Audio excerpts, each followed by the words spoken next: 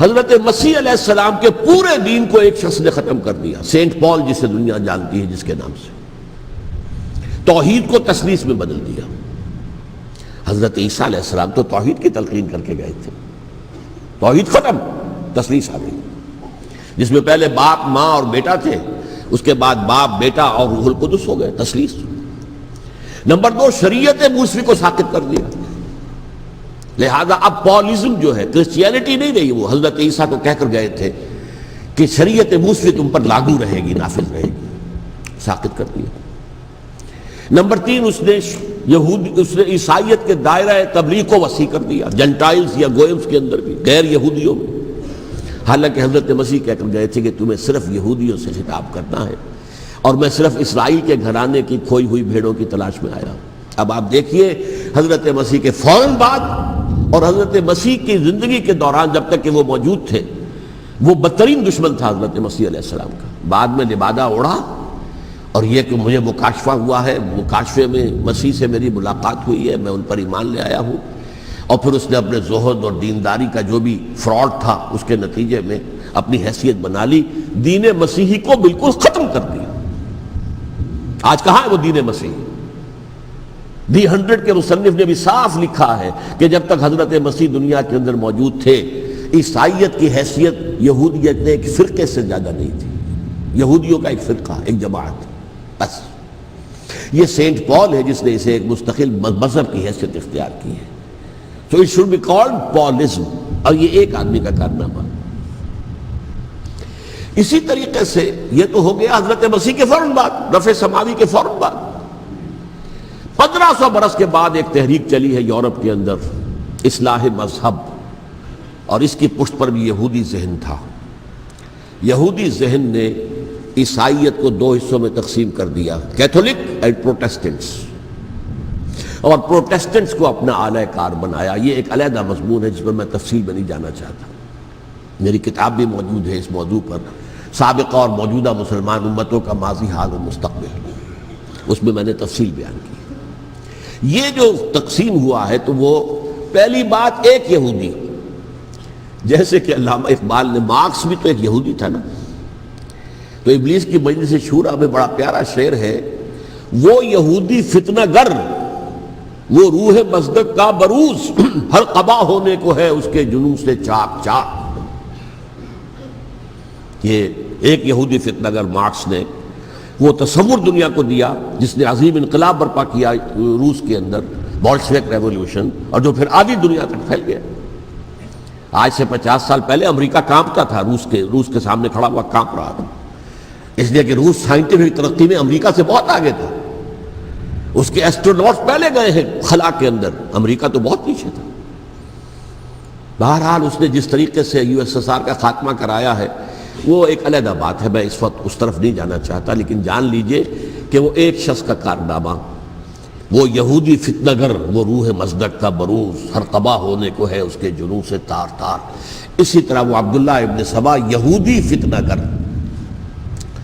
آج اہل تشیع میں سے بعض حضرات کہتے ہیں کہ یہ عبداللہ ابن سبا یہ تو افسانوی شخصیت ہے، اس کی حقیقت کوئی تھی ہی نہیں، حالانکہ ان کی اپنی کتاب میں رجال کشی کے اندر اس کا ذکر موجود ہے، اور یہ بھی موجود ہے کہ حضرت علی رضی اللہ تعالیٰ عنہ نے اپنے عہد خلافت میں اسے زندہ جلوایا ہے۔ اس کی وجہ کیا تھی؟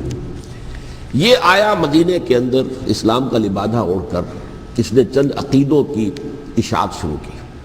سب سے پہلے حضرت علی تو خدا ہیں، گاڈ انکارنیٹ، اوتار کا تصور، جیسے ہندوؤں میں ہے رام چندر جی خدا کا اوتار، اور عیسائیت میں بھی پہلے گاڈ انکارنیٹ کا تصور تھا کہ حضرت مسیح خدا کا اوتار ہے، انکارنیشن آف گاڈ۔ تو اس نے کہا کہ حضرت علی تو خدا کا اوتار ہے، خدا ہے۔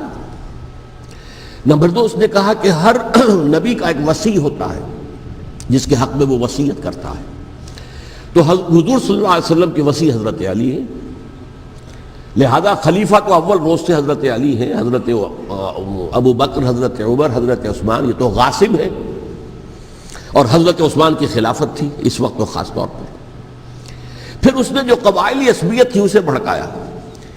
پرانی جو عصبیت چل رہی تھی قریش کے اندر، وہ 2 گھرانے ایک دوسرے کے بندے مقابل تھے۔ دیکھیے ایک ہوتا ہے قبیلہ، ایک ہوتا ہے گھرانہ۔ ہمارے پنجاب میں ایک قبیلہ ہے وٹو قبیلہ، اس کے گھرانے بہت سے، مانے کے، لالے کے، فجے کے، شامد کے، یعنی کوئی لالا تھا ان میں سے بڑا، ان کے بیٹے ہو گئے لالے کے، ان کی اولاد، خاندان یہ کہلاتے ہیں۔ قبیلہ ایک، یہ وٹو قبیلہ۔ تو قبیلہ تھا قریش، اس میں گھرانے بہت تھے، بنو ہاشم، بنو امیہ، بنو تیم، بنو عدی، یہ بہت سے گھرانے تھے۔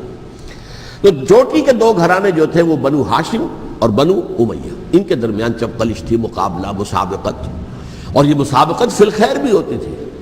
اگر انہوں نے غریبوں کو کھانے کھلائے ہیں تو ہم ان سے بڑھ کر کھلائیں گے، اگر وہ حاجیوں کی خدمت کرتے ہیں تو ہم ان سے بڑھ کر کریں گے۔ تو ان کے اندر یہ مسابقت فی الخیر بھی تھی، لیکن چپقلش تھی کہ کوئی ہم سے آگے نہ نکل جائے، وہ سمجھتا تھا وہ آگے نہ نکل جائے۔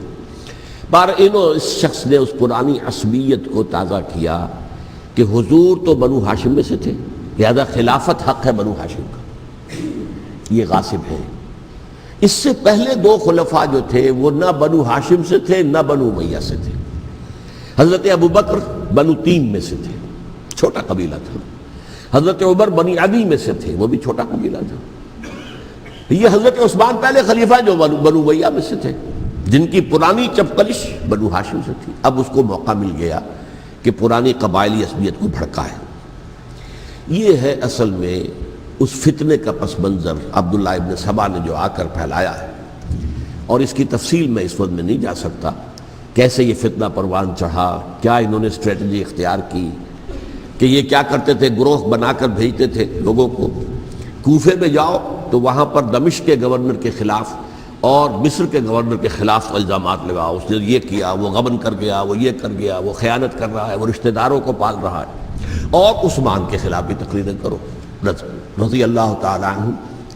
دمشق میں جاؤ تو کوفے کے گورنر کے خلاف، کیونکہ دمشق کے گورنر کے خلاف بات کرو گے تو لوگوں کو معلوم ہوگا کہ یہ جھوٹ بول رہے ہیں، لیکن یہ کہ وہاں تو تم بات کرو کوفے کے گورنر کے خلاف اور مصر کے گورنر کے خلاف اور حضرت عثمان کے خلاف۔ مصر میں جاؤ تو بات کرو کوفے کے اور شام کے گورنر کے خلاف اور حضرت عثمان کے خلاف۔ یہ انہوں نے ایسا اٹھایا، اور اس زمانے میں آپ کو معلوم ہے ذرائع رسل و رسائل تھے نہیں، نہ اس فتنے کی پتہ چل سکا جب تک کہ وہ فتنہ جو ہے پوری طرح برگ و بار لا کر تراور درخت نہیں بن گیا۔ اس کے نتیجے میں حضرت عثمان رضی اللہ تعالیٰ عنہ شہید ہوئے، اور خلیفہ پھر حضرت علی رضی اللہ تعالیٰ عنہ کو انہی سوائیوں نے، جنہوں نے گھیراؤ کیا تھا، جنہوں نے حضرت عثمان کو شہید کیا ہے، یہی حضرت علی رضی اللہ تعالیٰ عنہ کے ارد گرد ہو گئے۔ اور حضرت علی رضی اللہ تعالیٰ عنہ بھی نہیں چاہتے تھے خلافت کی بیعت لینا، لیکن آخر کیا کرتے؟ کیا وہ امت کو بغیر خلیفہ کے چھوڑ دیتے؟ حضرت زبیر سے کہا گیا، انہوں نے نہیں مانا، رد کر دی بات۔ حضرت طلحہ سے کہا گیا، انہوں نے نہیں مانا۔ حضرت علی سے کہا گیا، اب عشرہ مبشرہ میں سے یہی تو تھے نا، لہذا انہوں نے تسلیم کر لیا، خلافت ہو گئی۔ لیکن اس کے بعد جو خانہ جنگی ہوئی ہے، اس خانہ جنگی کے نتیجے میں نوٹ کر لیجئے کہ 1,00,000 کے قریب مسلمان ایک دوسرے کی تلواروں اور نیزوں اور برچھیوں اور تیروں سے ختم ہو گئے، ہلاک ہو گئے۔ یہ ہماری تاریخ کا تاریک ترین باب ہے۔ 5 سال، 4.5 سال حضرت علی کی خلافت کے، اور 6 مہینے حضرت حسن کی خلافت کے رضی اللہ تعالیٰ عنہ۔